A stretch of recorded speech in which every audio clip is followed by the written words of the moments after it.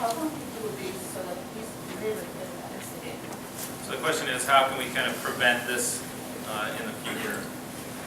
Part of, I think, what Dan had mentioned is about the programs that we had, we didn't want to reduce these early on, because a number of years ago, when the fund balance started to be spent down, that was a decision by the board to spend down the fund balance so we didn't reduce programs. So we hung on to them as long as we could.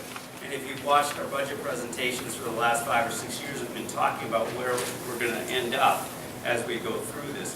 So part of going forward is that we have to look, there's so many things that come forward that you as a community hear that other districts are doing. We were asked, a lot of the programs that we have came from you as parents saying, we don't have that. I know that this district has that and things like that. As we go forward and we become healthy again, we can't add, we have to continue to really focus on what we have and do that well.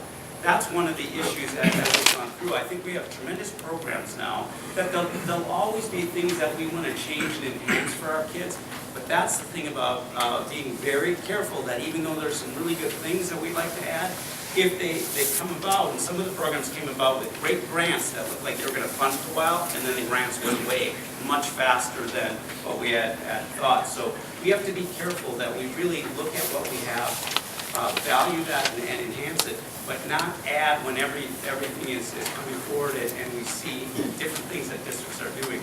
That's part of it. And then some of the things that we reduce with efficiencies, we can't bring back. We have to take a look at where we are, become workable in the leanness, which we have reduced quite a bit since 2010, but also we've been spending the fund balance. So that's where I would say that as we look at this, and we have a citizens finance committee that are made up of you citizens that all have an accounting background and a business background that give us a lot of guidance too, to make sure that as we look going forward, we don't add something that is not sustainable.